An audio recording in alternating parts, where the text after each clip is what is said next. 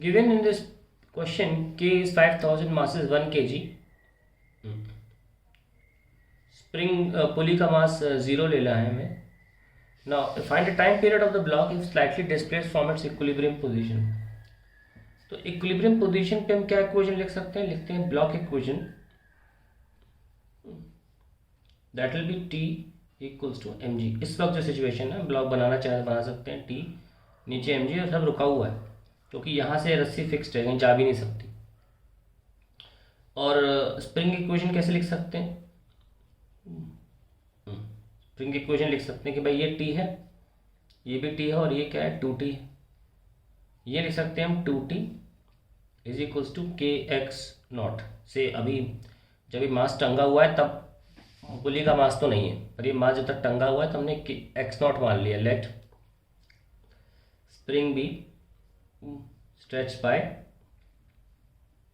X naught. तो ये पुली की इक्वेशन हो गई और ये आपकी स्प्रिंग की इक्वेशन हो गई. अब हम डिस्प्लेस कर रहे हैं, से हम एक्स डिस्टेंस नीचे लेकर आते हैं.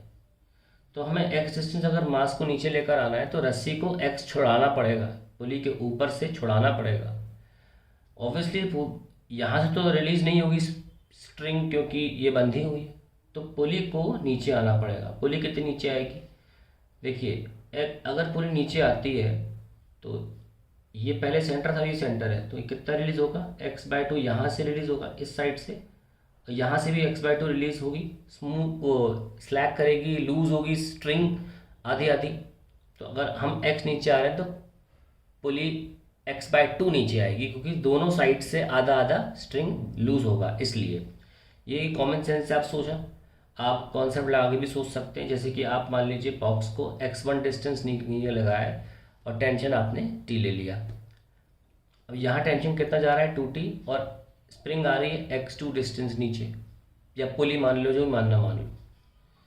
पुली मान लीजिए, आप पुली कहीं निकाल रहे हैं. आप जो पुली का नीचे आना होगा वो इतनी स्ट्रिंग भी स्ट्रेच होगी तो एक ही बात है. अभी आप पुली मान लीजिए पुली है, उस पर 2t फोर्स लग रहा था, t से t कैंसिल, तो x1 इक्वल्स टू 2x2. तो आप देखो ऐसे भी निकाल सकते हो कि जितना बॉक्स नीचे लेकर आओगे तो जो पुली है वो बॉक्स से आधी नीचे आएगी. देख निकल के आ रहा है ना, पुली का x2 लिया था, वो बॉक्स जो नीचे लेकर आया उसका आधा आएगा. तो ऐसे भी निकाल सकते हो टेंशन मेथड से, टेंशन इनटू डिस्प्लेसमेंट मेथड से. तो अब हम जब हमने इसको नीचे लेकर आया तब इक्वेशन क्या बनाएंगे? जब नीचे लेकर आओगे तो ऑब्वियसली रस्सी और तन गई है as compare to previous case. तो अब टेंशन सेम नहीं रहा, टेंशन बदल गया है.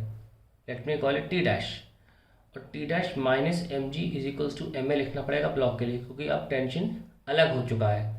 अब वो एम जी के बराबर का टेंशन नहीं है और टी ज़्यादा हो गया है, इसलिए अब ब्लॉक जो है वो ऊपर जाएगा.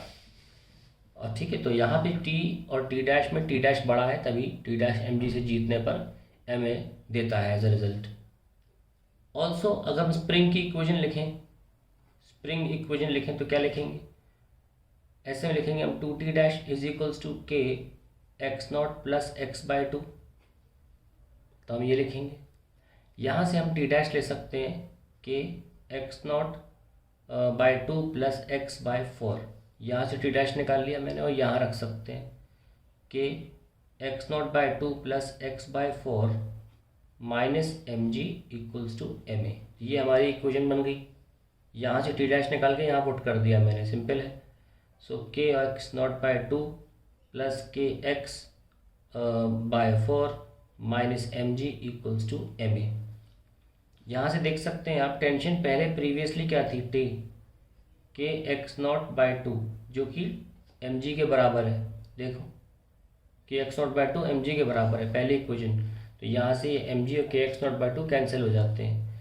सो हमें फाइनली एक्सेलरेशन मिल जाता है के एक्स बाय 4m, और x के सामने जो भी लिखा हुआ है उसी को हम ओमेगा स्क्वायर पढ़ते हैं और उसका रूट हो जाता है ओमेगा, और उसका उल्टा करके लिख देते हैं, टाइम पीरियड हो जाता है. So the answer will be 4m/k and that is the answer. अब इसमें वैल्यू डाल सकते हैं ताकि आंसर आ जाए. तो वैल्यू डालते हैं किसमें? 2 पाई 4m, 4 इंटू 1 4 और k है 5000. ठीक है, तो इसको हम सॉल्व कर लेंगे, हमारा आंसर आ जाएगा. कितना आ रहा है? 4 का बाहर आ जाएगा, इट विल बिकम 4 पाई, और डिवाइडेड बाय 5000 का हो जाएगा, it will be 2500 into 2, that is 50√2. So that will the answer to the question. You can also solve it कि फर्दर और क्या आंसर आ सकता है, पर प्रोसेस आई होप क्लियर हो गई.